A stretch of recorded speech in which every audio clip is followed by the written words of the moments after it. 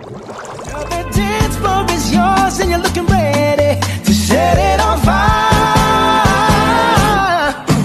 Come on and cha-cha-cha with me, and I'ma cha-cha-cha with you tonight.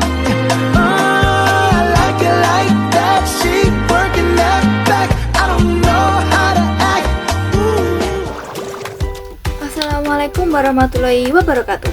Halo teman-teman, pada kesempatan kali ini aku akan mereview sebuah novel yang berjudul Janji di Tanah Jawa antara Sumpah dan Asmara, karya Agil Sri Rahayu, yang bergenre fiksi sejarah, politik, dan romans.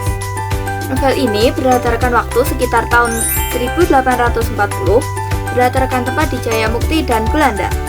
Novel ini menceritakan tentang Manggala, seorang pemuda asal Jayamukti yang sejak kecil harus meninggalkan tanah kelahirannya dan tinggal di Belanda.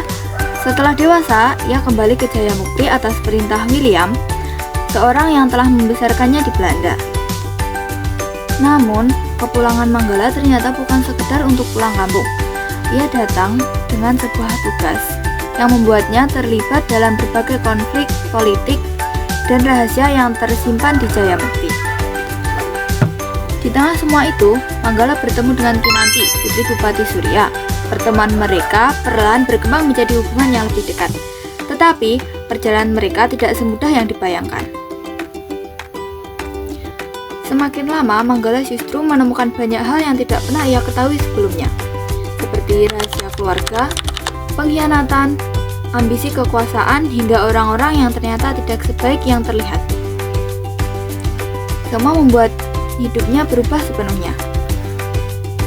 Menurut saya, novel ini bukan cuma tentang kisah cinta Manggala dan Kinanti. Justru, yang paling menarik adalah konflik dan rahasia yang terus bermunculan. Saat kembali ke Jayamukti, Manggala harus beradaptasi dengan lingkungan yang sudah lama ia tinggalkan. Di sisi lain, ada berbagai tokoh yang memiliki kepentingan masing-masing. Ada yang terlihat baik tapi ternyata menyimpannya tersembunyi. Ada juga yang selama ini dicurigai justru memiliki alasan yang tidak sederhana yang terlihat.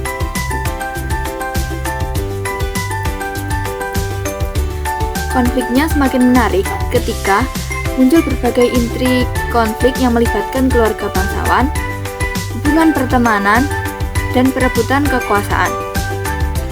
Selain itu, ada beberapa tokoh yang harus menghadapi pilihan sulit antara mengikuti ambisi pribadi atau tetap setia kepada orang-orang yang mereka sayangi.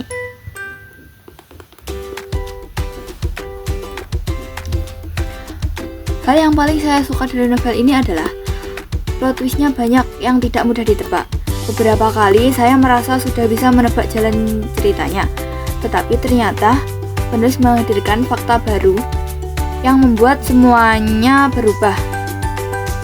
Karena itu, novel ini berhasil membuat saya terus penasaran dan ingin segera melanjutkan ke halaman berikutnya. Nah, menjelang akhir cerita, berbagai rahasia yang selama ini tersembunyi mulai terungkap satu persatu. Pengungkapan rahasia tersebut menjadi bagian yang paling menegangkan, sekaligus menurut saya paling menarik dalam novel ini. Sayang sekali novel ini berakhir dengan open ending, sehingga masih menyisakan banyak pertanyaan di benak pembaca, terutama saya. Justru karena itu, saya makin penasaran dengan kisah selanjutnya dari para tokoh.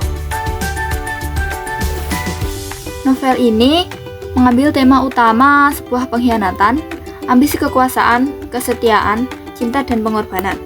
Unsur intrinsiknya seperti dalam novel ini ada Manggala yang memiliki karakter cerdas dan bertanggung jawab, Kinanti yang memiliki karakter baik hati, setia, dan berani memperjuangkan apa yang ia yakini, Wira, sosok misterius yang memiliki peran penting dalam konflik, Raden Matwijaya, tokoh yang memiliki pengaruh besar terhadap jalan cerita, William, sosok yang menyimpan tujuan tertentu di balik tindakannya, Jeng Ayu, tokoh yang berkaitan dengan salah satu rahasia terbesar dalam novel ini.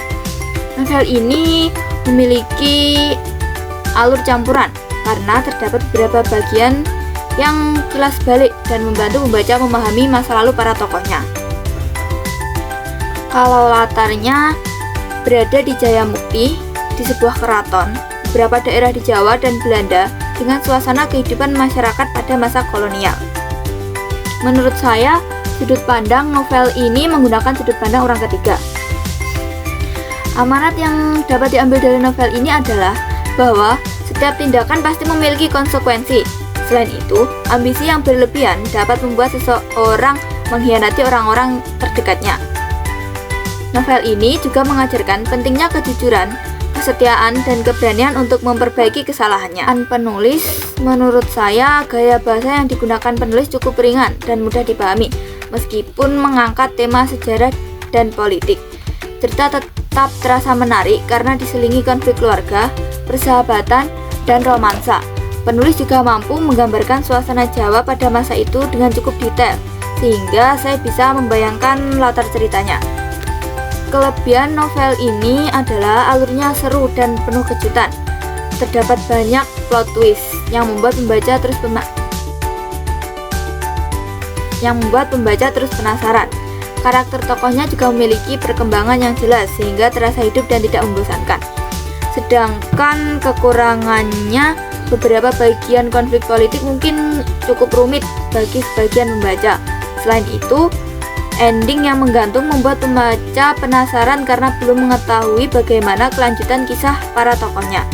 Nah, novel ini mengajarkan banyak hal tentang kesetiaan, kejujuran, dan tanggung jawab akibat dari sebuah pengkhianatan. Selain itu, pembaca juga bisa memperoleh gambaran mengenai kehidupan masyarakat Jawa pada masa kolonial Belanda. Saya sangat merekomendasikan novel ini untuk teman-teman yang suka cerita sejarah, romans, dan konflik keluarga yang penuh misteri. Menurut saya, novel ini menarik karena tidak hanya berfokus pada kisah cinta, tetapi juga menghadirkan banyak rahasia dan konflik yang membuat pembaca terus penasaran.